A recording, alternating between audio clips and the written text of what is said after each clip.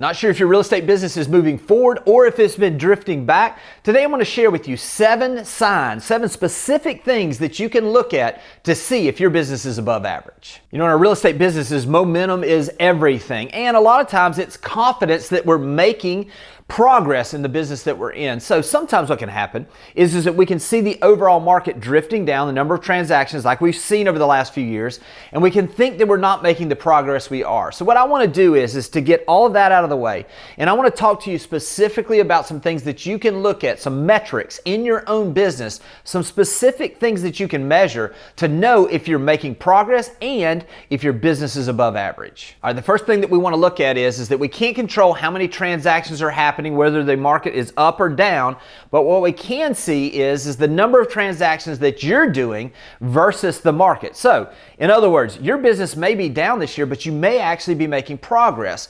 So if you've got a market that's down 10% and your number of transactions is down 5%, you've actually made progress. If the market is flat and you're up 10%, you're making progress. You see, there are different seasons in our business where we know we're making progress no matter what the market's doing. When you're first starting out, your year-over-year numbers or your month-over-month numbers need to show progress. But if the market stalls, like we've seen over the last little bit, you may not be doing as many transactions as you were, but you're actually really building a business that is set and is in a place where it can take off once the market does. So a couple things I want you to look at here. I want you to understand your market. The first thing we should all know is we should know the numbers. How many transactions have we had year to date in your marketplace versus the same time frame last year and the year before? What is the trend in your market?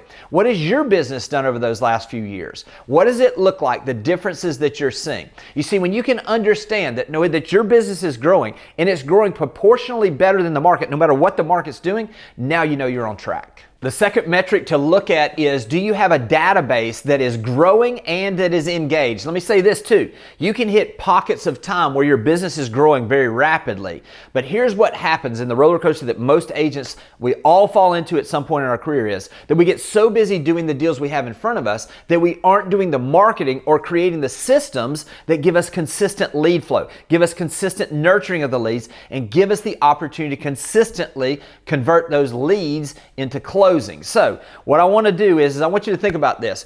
Is it a situation where on a weekly basis you are tracking the new number of people that you're not only just putting in your database, but that you're communicating in your database? Now, this can be done a couple of different ways. You should be adding where they're receiving property updates. If they're an owner of a house, of homes that have sold or come on the market or gone under contract like theirs in their neighborhood, it affects their value. They're interested in those things. If it's a prospective buyer, do you have a system set up where it's automatically emailing them information? Here's the thing that this does. I'm going to give you a real life example that just happened for me just a couple of weeks ago. I didn't even have a CRM back in the day. This is like 8 years ago at a time when we were just starting to really utilize the CRM, which is embarrassing to say, but it's truthful because I think there's probably a lot of you that are watching this that don't have an active CRM or database that you're utilizing. So what I did then is if you don't have a CRM, is I set them up in the MLS as a contact where they would receive updates on properties that were like the 3 properties that they owned. I actually got a text last week. I've been out of sales now actively for 6 years. And I got a text from a couple that said, not sure if you're still selling, but you've been sending us emails for a long time now. And we're thinking about relisting our house that we had on the market just a few months ago. I actually looked them up. I looked the phone number up and found out I had in my notes in my CRM portion of the MLS where I stated, met at a open house in 2016. In there I stated they own homes in these neighborhoods and set those searches up for them to receive updates on a monthly basis about those homes. 2016, 9 years ago. I didn't even recognize the phone number. It wasn't in my phone. I had to look it up. And then I followed up with them and immediately found out they have a $6 million house that I went on to actually be able to talk to them about listing their home in the coming months. This is an opportunity that you cannot see maybe in the moment, but it sets your systems up in place where you'll absolutely have a business that is growing into the future. So if you've got a database, what is it you're doing? What is it, not only are you adding the people and setting them up on those monthly or weekly or daily updates on properties that meet their criteria, but what are you sending them on a weekly basis? One thing that you can do is send them the deal of the week. And basically what the deal of the week is it's a subject line that simply says the deal of the week for your area. So it'd be like 30A deal of the week. Every single week is going to have the same subject line. In that, you're going to have details about a property, and it may say in there, this is the best investment property I found along 30A, for instance, in my market this week. Or this isn't even my listing. However, my friend so-and-so has this listed, and I couldn't help but share the details about this because it's the best house I've seen on the market this week. You have bullet points, about 3 to 5, of actually some of the details, number of bedrooms, square footage, amenities, whatever it is that would be highlighted that someone would find interesting about that property. And then at the bottom, it's a simple, easy call to action. If you'd like more details and full photos of this property, just reply to this email and I'll send it all your way. Now what we've done is we've given enough information to get them interested. We haven't given them the address. A lot of times we may give them the price, we may not. But what we've done is we've piqued the interest and given that database the ability to raise their hand and say that I am a potentially interested buyer in a property like this. It's a great way to engage your database. Look, if you're wondering, is your business above average? If you have an actively growing database and you also have an engaged database where there's communication going out and coming in, now you know you're on the right track. The third metric to wonder how you're stacking up against your competition is, do you have more than 2 consistent lead sources that are generating leads for your business? Now, here's the problem is what can happen. You can have one that's doing really well. You can have something that is just generating a ton of business right now. But let me just say this, things change. Things can happen where that lead source that you have ebbs and flows as far as its effectiveness. So, do you have more than 2 of those? I like to think of lead sources like a table and being the legs on a table. The more that I have legs on this table, the more sturdy and stable that table is going to be. So, maybe you have something where you're buying online leads. Maybe you're sitting open houses. Maybe you're geographically farming. Maybe you're building your database. Whatever it is that you're doing, do you have more than 2 steady lead sources that are generating leads for your business? It could be referrals. It could be your sphere of influence, whatever it is for you.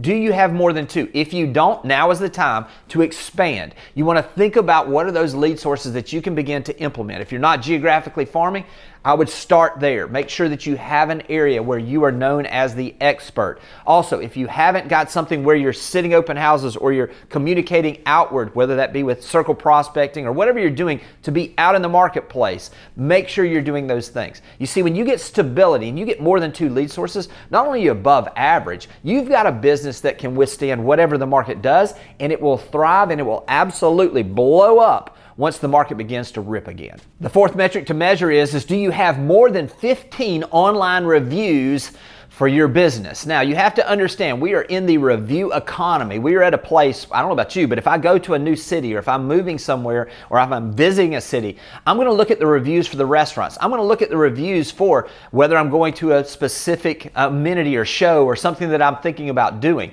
I'm going to look and see what other people have to say about this. Real estate is the exact same way. What we're seeing now is that people are trusting online reviews at a very high rate, just as much almost so. I think there was a study done by Testimonial Tree that found that almost 80% of the people that look at online reviews trust that as much as someone making a personal recommendation. This is the market we're in now. So consequently, what are we going to do to make sure that you're standing out? Because we know the more reviews that people see, the more comfort and trust they have in you.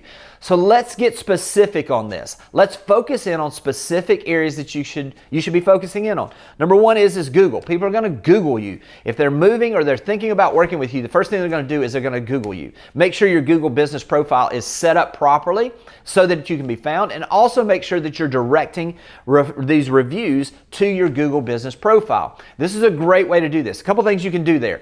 Make sure that you're being persistent and asking for those reviews. Make that easy. If you've got people that have done this in the past, you could send them a text, something along the lines of, hey, Everything in my business is built on trust. I really appreciate you entrusting me with helping you purchase your home.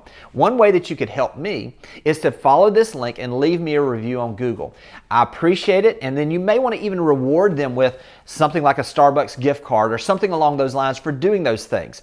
Make sure you're consistent in asking for those things. Make sure that you've got over 15 reviews online. That's going to set you apart from your competition. It's also going to give those prospective clients the trust to know that you're the agent for them. The next metric is to understand that over 50% of your business is coming from listings. Now, we are in a time where in a lot of markets where buyers, as we're seeing increases in inventory, where buyers are valuable at this time. But if you're going to build a real estate business, it's going to be built on listings. That's going to give you the time. That's going to give you the ability.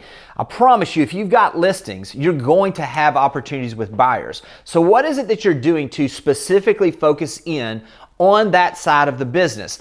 I mentioned geographical farming earlier. What is it that you're doing where you're sharing the stories of the successes you have when you do have a listing that sells? What is it that you're doing to focus in some of the content that you're doing towards sellers and answering the questions that they have instead of chasing the buyers?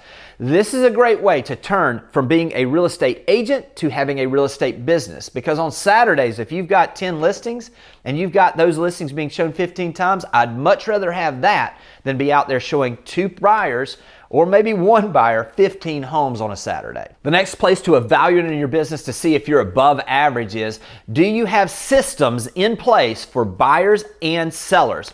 Do you have a buyer presentation, a buyer broker presentation that you have confidence in, that you can communicate your value and that makes it easy for those folks to know that you're the agent they should work with? If you don't, begin practicing on that. Begin to prepare some scripting. Begin to look and watch. If you want to see a video on how to do this, Andrew Undum and I broke this down. You can see that link up above. That'll show you exactly the best buyer presentation that I've ever seen. Also, do you have a system for sellers where you can communicate the value in a listing presentation in a way that makes sure that they understand you're the absolute best listing agent they could possibly have? You see, when you set systems up, when you practice not on the prospects, but you practice ahead of time and you come prepared, you're absolutely going to do more business. Last but not least, are you turning those closings you're having into referrals and repeat clients? Now, here's the thing. You have to understand, there is a way and a systematic way that you can do this, but this is the way that businesses compound over time, is they take one win and they turn it into 3 to 4 wins. Are you rewarding or making sure that your clients know how much you appreciate them entrusting their business with you? Are you following up with them after the closing to see how you can be a resource for whatever they need and actually invite them to some of the events that are happening if they're new to your community? What is it that you're doing to build relationships after you've done the business in a way that generates those referrals? When you can put together a system, a plan of action where you stay in touch, where you invite, where you have client appreciation events or pop buys, this is the way you're going to stay top of mind, and this is the way that your business is going to outperform every single other agent in your marketplace. Deepen those relationships. Focus in on your systems.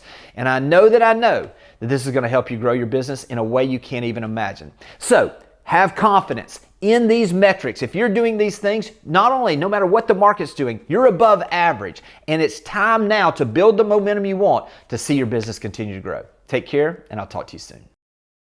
Thanks for watching the video.